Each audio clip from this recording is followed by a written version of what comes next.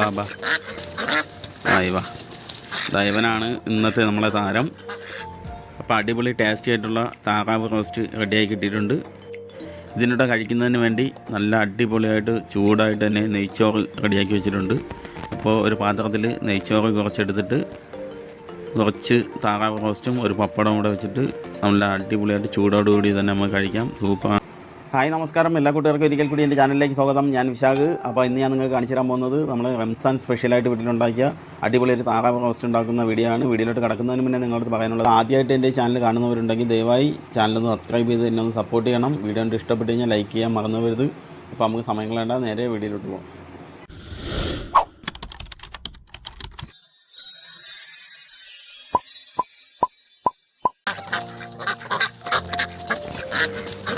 അപ്പോൾ നമ്മൾ ഒന്നിൻ്റെ തൂക്കിയിട്ടുണ്ട്. അപ്പോൾ ഇതിന് നമുക്ക് റെഡിയാക്കി എടുക്കാം. ആദ്യം ഒന്ന് കട്ട് ചെയ്യാൻ കൊടുക്കാം. ഈ കട്ട് ചെയ്ത് വെച്ച് ഒരു കടയിൽ കൊടുത്താണ് ഇത് കട്ട് ചെയ്യണത്. കാരണം നമ്മളിത് കട്ട് ചെയ്ത് കഴിഞ്ഞാൽ കുറച്ച് ബുദ്ധിമുട്ടാണ്. നമ്മൾ ഈ കട്ട് ചെയ്ത് വീട്ടിൽ കൊണ്ടുവന്നതിന് ശേഷം നല്ല രീതിയിലൊന്ന് കഴുകി വൃത്തിയാക്കി എടുക്കണം. അതിൻ്റെ തൂവലൊക്കെ കളഞ്ഞ് നല്ലോണം ഒന്ന് കഴുകി വൃത്തിയാക്കി മാറ്റി വെച്ചതിന് ശേഷം ഒരു പാത്രത്തിനകത്ത് നമുക്ക് കുറച്ച് ഓയിൽ ഒഴിച്ചു കൊടുക്കാം.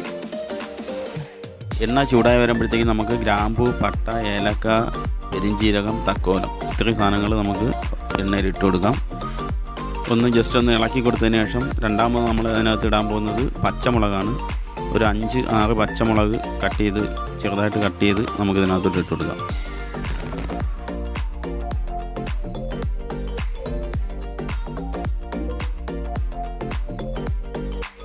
അടുത്തതായിട്ട് നമ്മൾ ഇതിനകത്ത് ആഡ് ചെയ്യാൻ പോകുന്നത് ഇഞ്ചി വെളുത്തുള്ളിയും ചതച്ചെടുത്തതാണ്. അപ്പോൾ ഞാൻ കുറച്ച് നല്ല രീതിയിൽ വെള്ളമൊഴിച്ച് മിക്സിയിൽ അടിച്ചെടുത്താണ്. ഇത്രയും ചതഞ്ഞില്ലെങ്കിൽ കുഴപ്പമില്ല. എന്നിട്ട് അതിൻ്റെ പച്ച മണം പോകുന്നത് വരെ ഒന്ന് നല്ല രീതിയിലൊന്ന് ഇളക്കിയെടുക്കുക. അത് കഴിഞ്ഞ് ഒന്ന് തിളച്ച് വരുമ്പോഴത്തേക്ക് നമുക്ക് ഇതിനകത്തോട്ട് അരിഞ്ഞു വെച്ചിട്ടുള്ള സവാളയും കൊച്ചുള്ളിയാണ് നമ്മൾ ഇതിനകത്ത് കൂടുതലായിട്ട് എടുത്തിട്ടുള്ളത്. അടുത്തത് ആവശ്യത്തിനുള്ള ഉപ്പ് ഇട്ട് കൊടുക്കാം. അതിനുശേഷം 1 ടീസ്പൂൺ മഞ്ഞൾപ്പൊടിയും കൂടി ഇട്ട് കൊടുത്തിട്ട് നല്ല രീതിയിലൊന്ന് മിക്സ് ചെയ്തെടുക്കാം.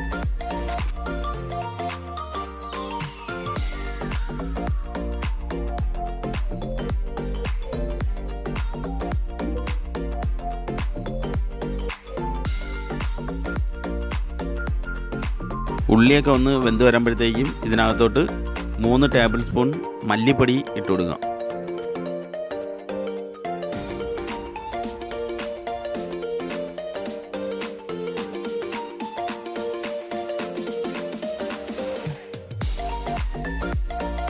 അടുത്തതായിട്ട് ഇതിനകത്ത് ആഡ് ചെയ്യാൻ പോകുന്നത് 3 ടീസ്പൂൺ കുരുമുളക് പൊടിയാണ്.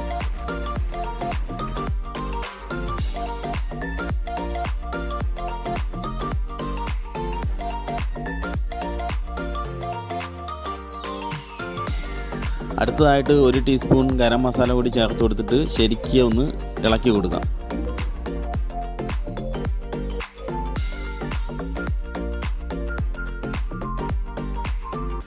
അടിയിലൊന്നും പിടിക്കാത്ത രീതിയിൽ നല്ലവണ്ണം ഒന്ന് ഇളക്കി കൊടുക്കണം.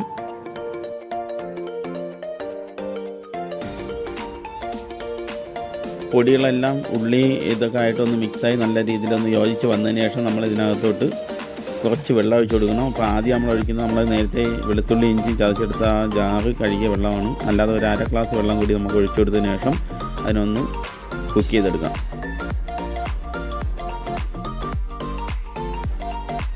ഇത് നമ്മൾ ഇളക്കി കൊടുത്തതിന് ശേഷം ഇതിനൊന്ന് തിളച്ച് കിട്ടണം. അപ്പോൾ ഈ ഉള്ളിയൊക്കെ ഒന്ന് തിളച്ച് വന്നിട്ടുണ്ട്. ഇനി നമുക്ക് നമ്മളെ താറാവ് ഇതിനകത്തോട്ട് ഇട്ട് കൊടുക്കാം. ഇട്ട് കൊടുത്തിട്ട് ശരിക്കും ഇതിനെ കൂടി രണ്ടും തമ്മിൽ നമുക്ക് യോജിപ്പിച്ചെടുക്കണം. നല്ല രീതിയിലൊന്ന് മിക്സ് ചെയ്ത് കൊടുക്കാം. ശരിക്കും നല്ല രീതിയിൽ തന്നെ മിക്സ് ചെയ്തെടുക്കണം. എല്ലാ പീസിലും നമുക്ക് ഇതിൻ്റെ മസാലയൊക്കെ കിട്ടുന്ന രീതിയിൽ ആയിരിക്കണം നല്ലവണ്ണം ഒന്ന് മിക്സ് ചെയ്ത് കൊടുക്കാനുള്ളത്.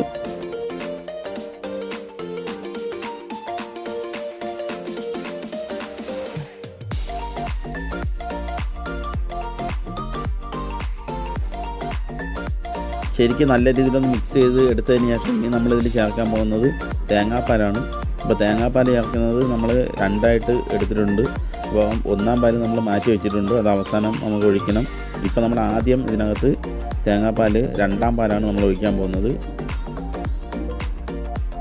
നല്ലവണ്ണം ഒന്ന് ഇളക്കി കൊടുക്കാം. ഇനി നമുക്കിതിന് ശരിക്കും താറാവ് ഇറച്ചിയൊക്കെ വയ്ക്കുമ്പോഴത്തേക്കും ഒരുപാട് നേരം നമുക്ക് കുക്ക് ചെയ്യാനുണ്ട്. കാരണം നല്ല വേവ് കൂടുതലാണ്. വെന്ത് കഴിഞ്ഞാൽ ആ ഇറച്ചിക്ക് ടേസ്റ്റ് ഉണ്ടാവും. അപ്പോൾ ഇതിനകത്ത് ചെയ്യാൻ പോകുന്നത് ഇനി കുറച്ച് നേരം നമുക്ക് അടച്ചിട്ടൊന്ന് വേവിച്ചെടുക്കാം.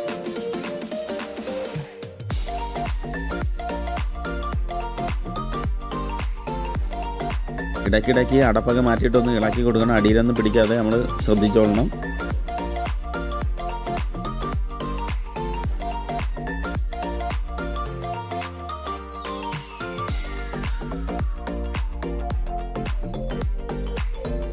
അടച്ചിട്ട് കഴിച്ചതിന് ശേഷം ഇതേപോലെ തിളച്ച് വരുമ്പോഴത്തേക്കും കുറച്ച് രമ്പയില അതിനകത്തോട്ട് ഇട്ട് കൊടുക്കാം. എന്നിട്ട് ഇളക്കി കൊടുത്തിട്ട് വീണ്ടും അടച്ചിട്ടൊന്ന് കഴിച്ചെടുക്കാം. ഈ അടപ്പൊന്ന് മാറ്റിയിട്ട് 1 ടേബിൾ സ്പൂൺ മീറ്റ് മസാല കൂടി ഇട്ട് കൊടുക്കാം.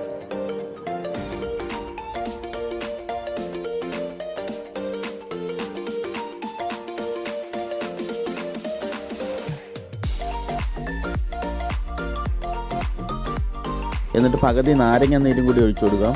അപ്പോൾ പെട്ടെന്ന് ഇറച്ചി വെന്ത് കിട്ടാനായിട്ട് സഹായിക്കും.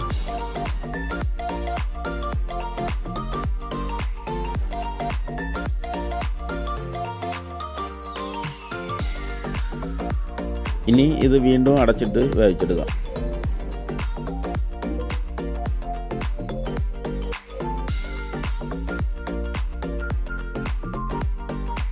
ഇനി ഇതിനകത്തോട്ട് കുറച്ച് കറിവേപ്പില ആഡ് ചെയ്തെടുക്കാം.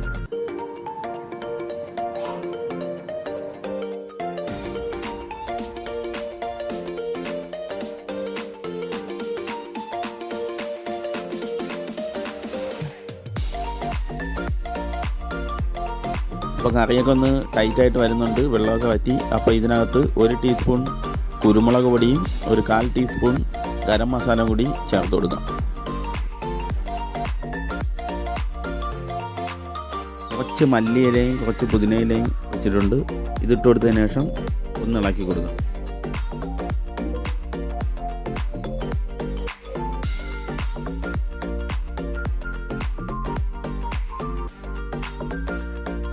ഇനി നമ്മൾ എടുത്തു വെച്ചിട്ടുള്ള 1-ാം പാല് കൂടി ചേർത്ത് കൊടുത്തിട്ട് ഒന്ന് തിളപ്പിച്ചെടുക്കണം.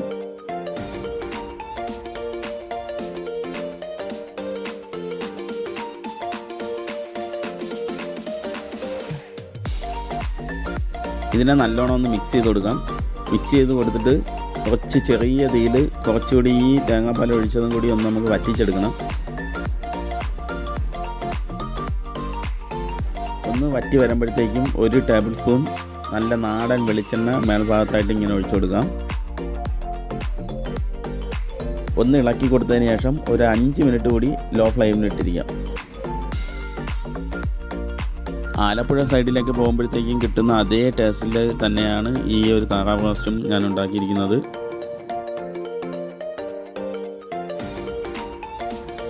അങ്ങനെ നമ്മളെ താറാവ് റോസ്റ്റ് റെഡി ആയിട്ടുണ്ട്. വെള്ളമൊക്കെ വറ്റി നല്ല അടിപൊളി റോസ്റ്റ് പരുവത്തിന് റെഡിയായി കിട്ടിയിട്ടുണ്ട്.